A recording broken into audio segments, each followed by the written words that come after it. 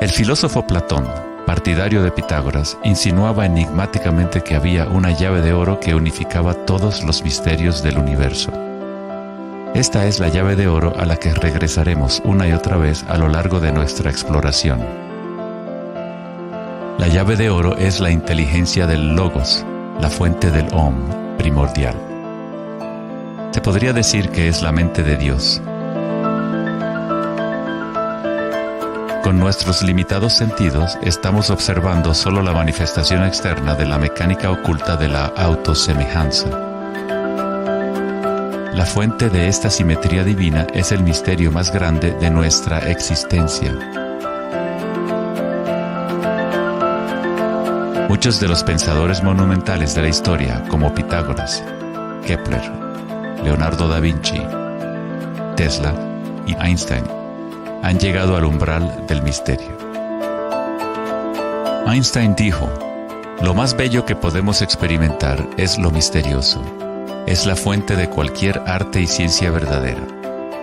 Aquel que no conoce esta emoción, que no hace pausa para maravillarse y quedarse absorto en admiración, es como si estuviera muerto. Sus ojos están cerrados". Estamos en la posición de un niño pequeño entrando a una gran biblioteca llena de libros en muchos idiomas diferentes. El niño sabe que alguien debe haber escrito esos libros. No sabe cómo. No entiende los idiomas en que están escritos. El niño sospecha ligeramente que hay un orden misterioso en la disposición de los libros, pero no sabe cuál es. A mí me parece que esa es la actitud, inclusive del ser humano más inteligente, hacia Dios. Vemos un universo maravillosamente ordenado que obedece ciertas leyes. Nuestras mentes limitadas no pueden comprender la misteriosa fuerza que mueve las constelaciones. Todo científico que observa detenidamente el universo y todo místico que observa profundamente su interior se encuentra tarde o temprano, cara a cara, con la misma cosa: la espiral primordial.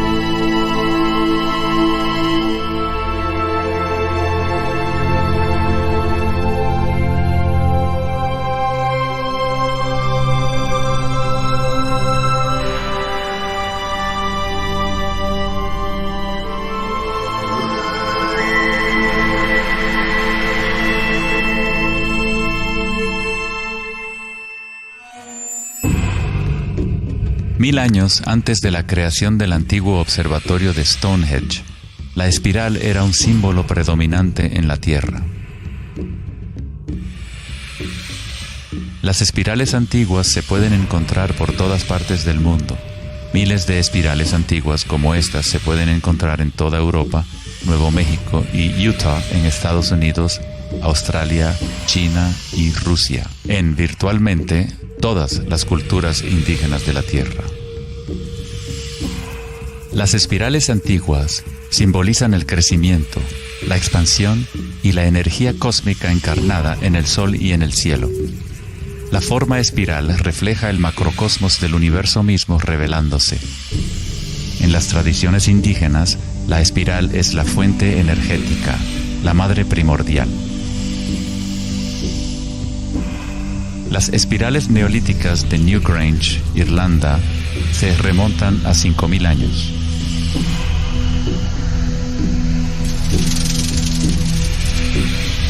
Tienen 500 años más que la Gran Pirámide de Giza y son igual de enigmáticas ante los observadores modernos.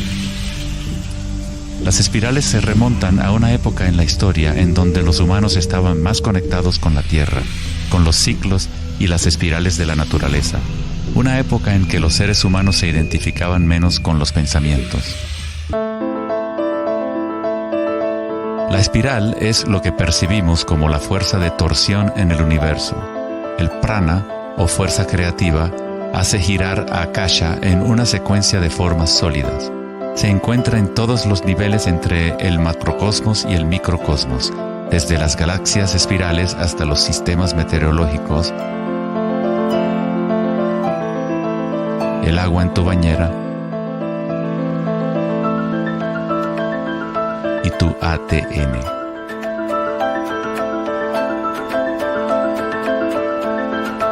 En la experiencia directa de tu propia energía, la espiral primordial no es una idea, sino más bien lo que hace posible toda condición e idea.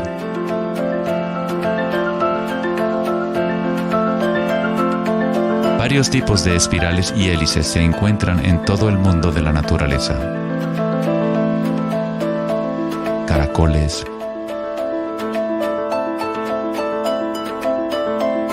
corales marinos,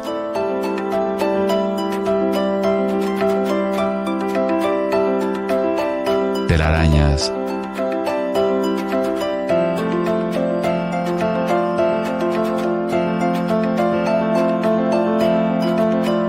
fósiles.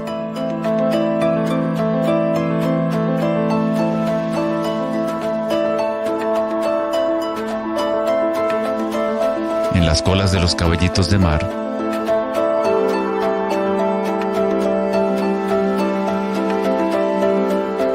y en las conchas. Muchas espirales en la naturaleza se pueden observar como espirales logarítmicas o espirales en crecimiento. A medida que avanzas desde el centro de la espiral, las secciones son exponencialmente más grandes. Al igual que la red de joyas de Indra, las espirales logarítmicas son autosemejantes u holográficas, de manera que las características de cada parte reflejan el conjunto. Hace 2400 años, en la antigua Grecia, Platón consideraba la proporción geométrica continua como el vínculo cósmico más profundo. La sección áurea, o número áureo, o proporción divina, era el secreto más grande de la naturaleza. La sección áurea puede expresarse como la relación de A más B a es igual a la relación de A B. Para Platón, el alma del mundo se vincula en una sola resonancia armónica. El mismo patrón pentagonal que existe en una estrella de mar o en una rebanada de quimbombo se puede observar en la trayectoria del planeta Venus trazada en el cielo nocturno durante un periodo de 8 años.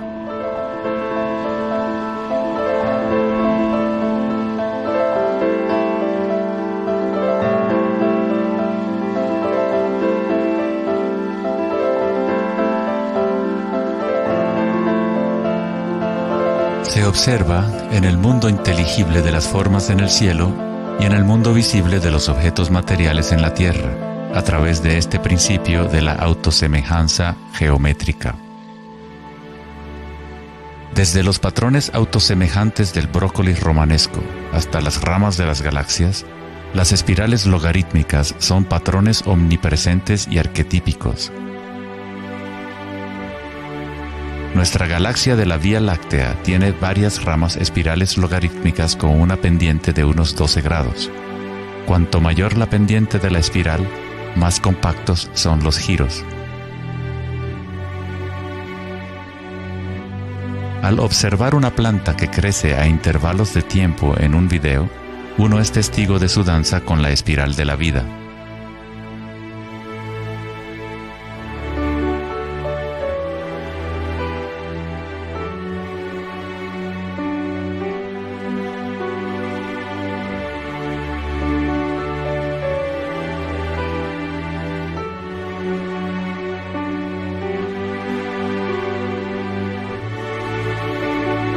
Una espiral dorada es una espiral logarítmica que crece hacia afuera, siguiendo el factor de la sección áurea. La sección áurea es una relación matemática especial que aparece una y otra vez en la naturaleza. El patrón que se observa a continuación se denomina la serie de Fibonacci o la secuencia de Fibonacci. La serie de Fibonacci se desarrolla de tal manera que cada número es la suma de los dos números anteriores. El matemático y astrónomo alemán Kepler descubrió que patrones autosemejantes de espirales son observables de la manera en la cual las hojas están dispuestas en los tallos de las plantas, o en el orden de los pétalos y los capullos de las flores. Leonardo da Vinci observó que el espacio en las hojas tenía a menudo forma de patrones espirales. Estos patrones se llaman filotaxis o patrones de disposición de las hojas.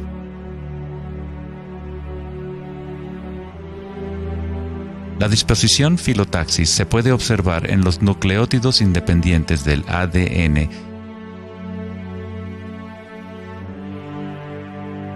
y en todo, desde los árboles genealógicos de conejos reproductores hasta en las piñas del pino, de los cactus a los copos de nieve, y en organismos simples como las diatomeas. Las diatomeas son uno de los tipos más comunes de fitoplancton, organismos unicelulares que sirven de alimento a numerosas especies en la cadena alimenticia.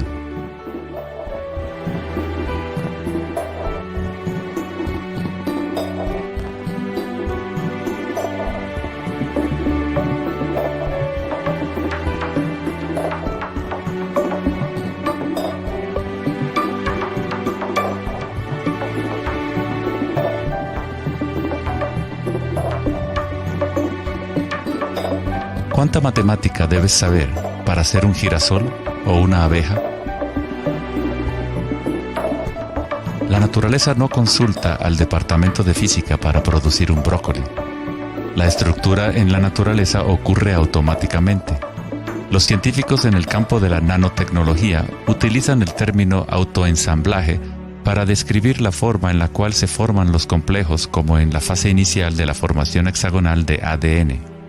En la ingeniería de la nanotecnología, los nanotubos de carbono se componen de una disposición similar de materiales. La naturaleza hace este tipo de geometría una y otra vez sin esfuerzo, automáticamente, sin una calculadora. La naturaleza es precisa y extremadamente eficiente. Según el famoso arquitecto y autor Buckminster Fuller, estos patrones son una función del espacio-tiempo. El ADN y el panal de abejas tienen esa forma por la misma razón que una burbuja es redonda. Es la forma más eficiente que requiere la menor cantidad de energía. El espacio en sí tiene una forma y permite solo ciertas configuraciones de la materia, siempre volviendo a lo más eficiente. Estos patrones son la forma más fuerte y eficiente de construir estructuras arquitectónicas como las cúpulas geodésicas.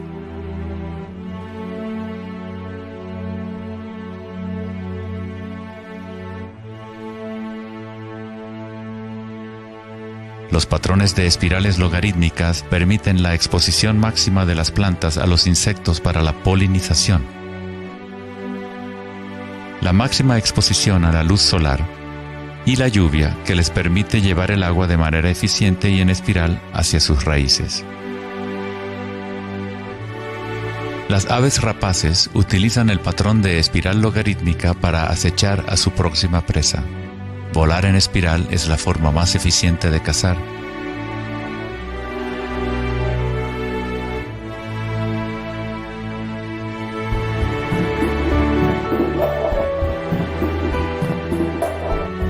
Nuestra capacidad de observar el akasha danzando la espiral de la vida hacia una forma material se relaciona con la habilidad de percibir la belleza y la simetría en la naturaleza.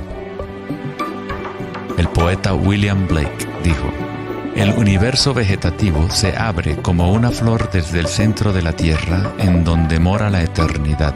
Se expande desde las estrellas hasta el caparazón mundano y ahí se encuentra con la eternidad de nuevo, tanto desde dentro como desde fuera".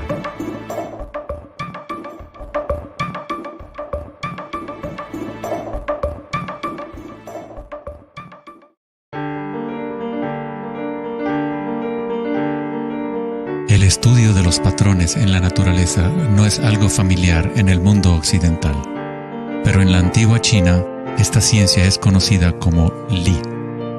El Li refleja el orden dinámico y el patrón en la naturaleza. Pero no es considerado algo estático, congelado o inmutable como un mosaico.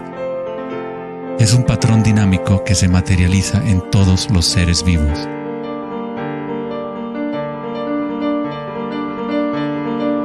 Las arterias de las hojas, las marcas de las tortugas y los patrones de vetas en las rocas son todas expresiones del lenguaje secreto de la naturaleza y del arte. El laberinto es uno de los muchos patrones de Li. Se encuentran en las estructuras de los corales, en hongos como el morel,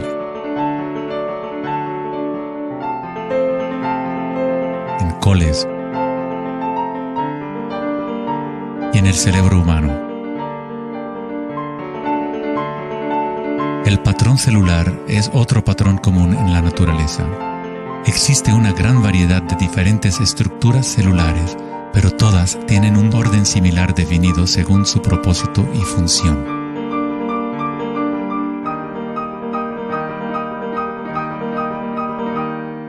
Es fácil quedarse fascinado ante el juego constante de formas, pero lo más interesante es que ciertas formas arquetípicas parecen estar entretejidas en la trama de la naturaleza.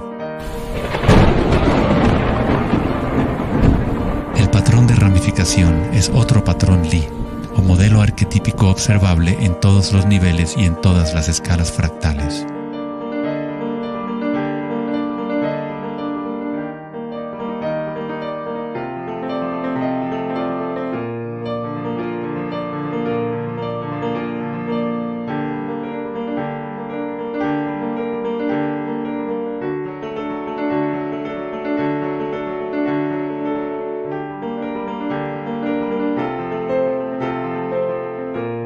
Tomemos, por ejemplo, esta imagen increíble de una simulación de computadora conocida como la simulación del milenio, que muestra la distribución de la materia oscura en el universo local. Fue creada por Max Planck Society en Alemania. La materia oscura es lo que antes considerábamos espacio vacío.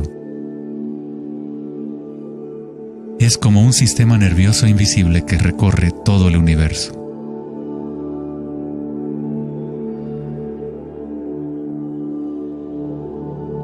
El universo es literalmente como un cerebro gigante. Está constantemente utilizando un tipo de energía oscura u oculta que solo hasta ahora la ciencia empieza a entender.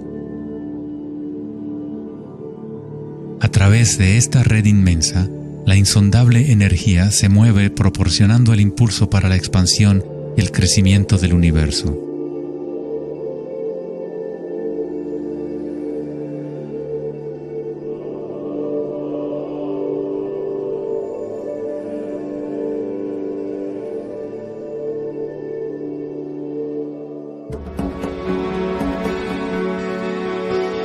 La naturaleza crea patrones de ramificación automáticamente cuando creamos las condiciones adecuadas. La naturaleza es una máquina generadora de arte o un motor creador de belleza. Aquí, la electricidad se utiliza para hacer crecer las ramas de cristal plata. El metraje es en intervalos de tiempo a medida que crecen durante varias horas. Los cristales se forman sobre el cátodo de aluminio cuando los iones se depositan por electrólisis a partir de una solución de nitrato de plata. La formación es autoorganizadora. Estás viendo arte generado por la propia naturaleza.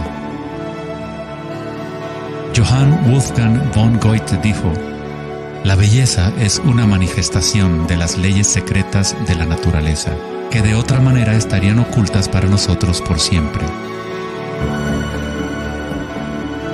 En este sentido, todo en la naturaleza está vivo, organizándose a sí mismo. Cuando se usa alto voltaje en la ramificación fractal, esto se vuelve todavía más obvio. Está sucediendo en tiempo real.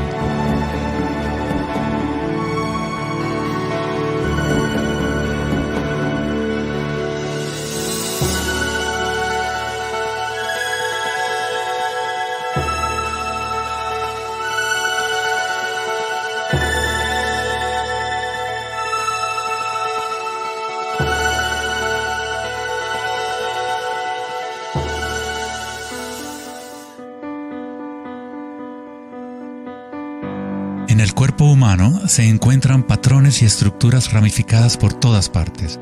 Son, por supuesto, el sistema nervioso de la medicina occidental. Pero en la medicina china, ayurvédica y tibetana, los meridianos de energía son un componente esencial para entender cómo funciona el cuerpo.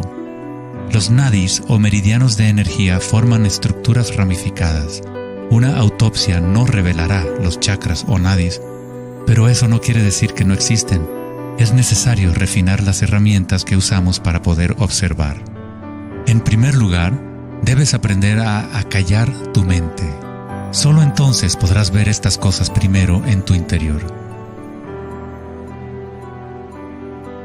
En la teoría eléctrica, cuanta menos resistencia haya en un cable, más fácilmente puede transportar energía. Al cultivar la ecuanimidad a través de la meditación, se crea un estado de no resistencia en tu cuerpo.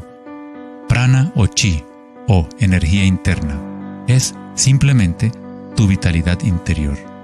Lo que sientes cuando tomas conciencia desde el interior del cuerpo. Los hilos sutiles de tu cuerpo que transportan el prana, los nadis, logran mover más y más energía pránica a través de los chakras. El cableado se hace más fuerte a medida que lo usas, pues permites que la energía fluya. Donde quiera que haya conciencia, el chi o energía comenzará a fluir y prosperarán las conexiones físicas.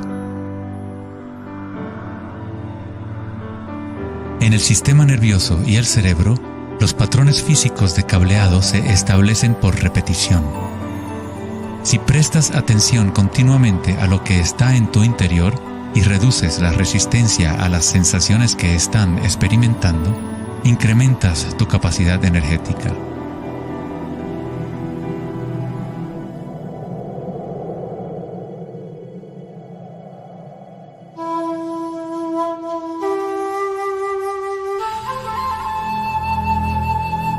En el taoísmo, el símbolo del yin y el yang representa la interpenetración de las fuerzas en espiral de la naturaleza. El yin y el yang no son dos y no es uno. El antiguo concepto del ara está representado por un yin y yang o remolino en espiral. Es el centro de energía localizado en el abdomen, debajo del ombligo. Ara significa literalmente mar u océano de energía. En China, el ara es llamado el Dantien inferior.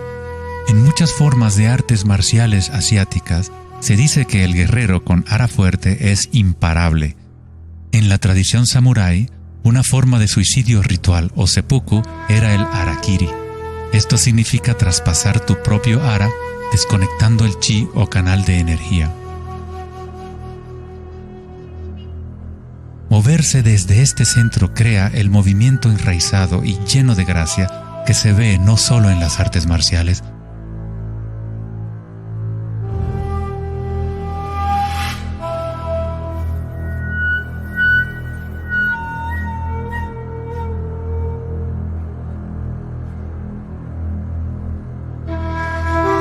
sino en grandes golfistas,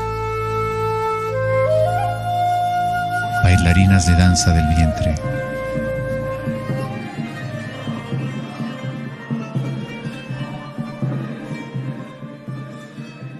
y derviches giradores sufíes. La esencia del ara es la cultura de la conciencia disciplinada, enfocada en un solo punto, la quietud del ojo del huracán.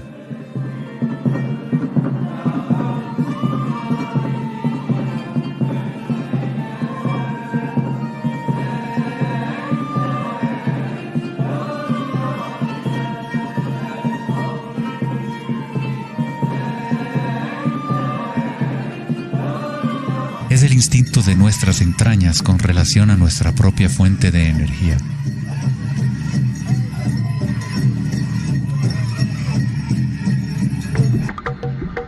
Una persona con buena ara está conectada con la tierra y con la sabiduría intuitiva que conecta a todos los seres.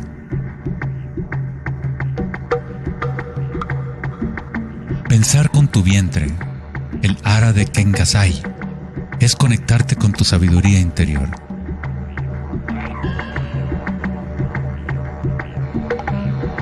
Los antiguos aborígenes australianos se concentraban en la misma zona justo debajo del ombligo, donde el cordón de la gran serpiente arcoíris yacía enroscada. Una vez más, una representación de energía evolutiva en la humanidad. No es casualidad que es en el ara donde comienza la nueva vida.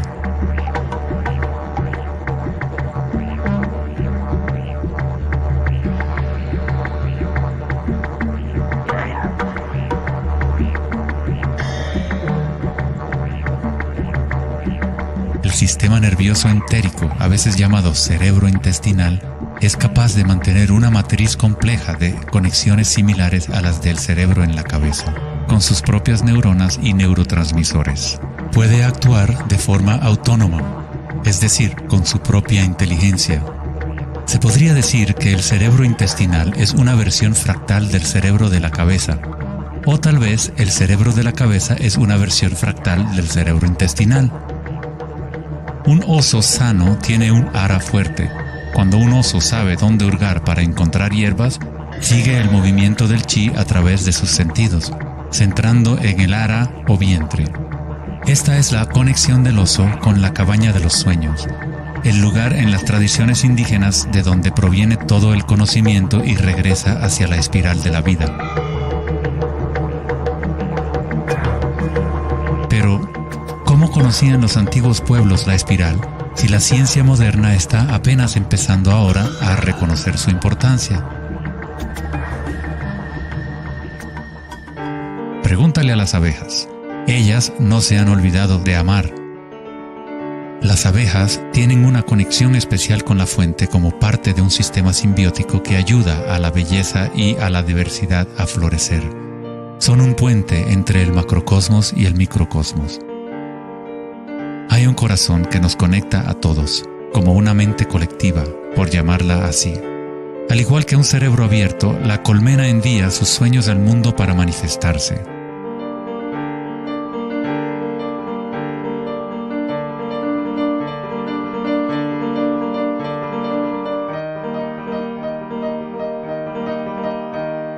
En la naturaleza, muchas criaturas saben cómo actuar en el unísono para moverse con un solo espíritu, en una sola dirección.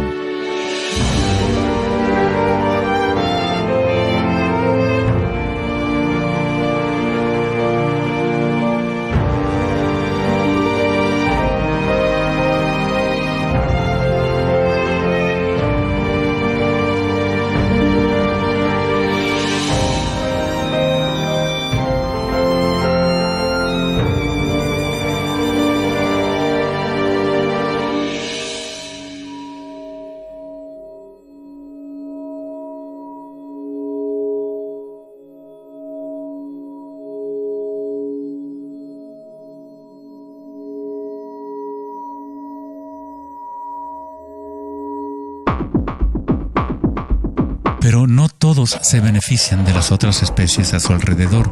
Por ejemplo, la cigarra devora todo en su camino. Una cigarra no tiene ninguna otra opción que actuar como cigarra. Nunca va a producir miel ni a polinizar plantas como una abeja. El comportamiento de una cigarra es rígido, pero un ser humano es único en el sentido de que podemos actuar como una abeja o como una cigarra. Tenemos la libertad de cambiar y manipular los patrones de la forma en que interactuamos con el mundo.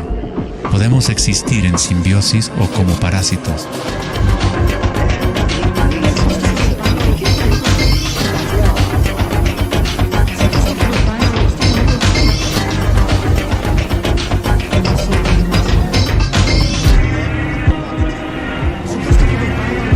Hoy en día, los seres humanos tratan de entender la espiral con la mente racional, pero nunca ha sido el pensamiento el que nos conecta con la espiral de la vida.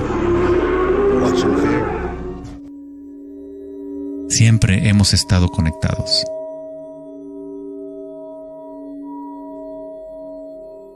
El pensamiento ha sido lo que nos ha mantenido en la ilusión de la separación dentro de nuestras propias identidades. El pensamiento es la creación de la separación, la experiencia de limitación. Cuanto más nos alineamos con el pensamiento, más nos alejamos de la fuente. Las culturas antiguas menos orientadas al pensamiento se alineaban con la espiral de una manera más directa y personal de lo que nosotros hacemos hoy en día. En la antigua India, el Kundalini es una representación de la propia energía interior que se mueve a lo largo de la columna vertebral en un patrón en forma de serpiente o hélice. En las antiguas tradiciones yogis de la India, los mundos interiores de las personas de la época se comparaban con las culturas que se centraban en el ara. Equilibrar el poder de la espiral con la quietud propia de la observación de tu conciencia es alinearte con tu pleno potencial evolutivo, para florecer como el ser original y multifacético que fuiste concebido. Ida, el femenino o canal lunar. está conectado al cerebro derecho y Pingala, el canal masculino o solar, está conectado al cerebro izquierdo. Cuando estos dos canales están en equilibrio, la energía fluye hasta un tercer canal, Sushumna, en el centro de la columna vertebral, energizando los chakras y desbloqueando nuestro pleno potencial evolutivo. La palabra chakra es una antigua palabra sánscrita que significa rueda de energía. El Kundalini es nada menos que la espiral primordial que, como una danza, hace emerger tu vida humana a la existencia. Es un orden diferente de energía al que normalmente conocemos, como un puente de materia bruta para las energías más sutiles. Tú eres ese puente. El Kundalini no es una energía que pueda ser forzada a través de la voluntad, el esfuerzo ni la fricción. Es similar a cultivar una flor. Todo lo que podemos hacer como buenos jardineros es preparar la tierra y las condiciones adecuadas y luego dejar que la naturaleza siga su curso. Si obligas a una flor a florecer prematuramente, la destruyes. La flor crece con su propia inteligencia, con su propia guía de organización. La mentalidad egoica que se obsesiona con el mundo exterior es lo que te impide experimentar tu verdadera naturaleza vibratoria. Cuando la conciencia se vuelca hacia el interior, se asemeja a los rayos del sol y comienza a florecer el loto interior. Conforme el Kundalini despierta en nuestro interior, comenzamos a notar el distintivo de la espiral en todas las cosas. En todos los patrones internos y externos, esta espiral es el vínculo entre nuestros mundos interiores y exteriores.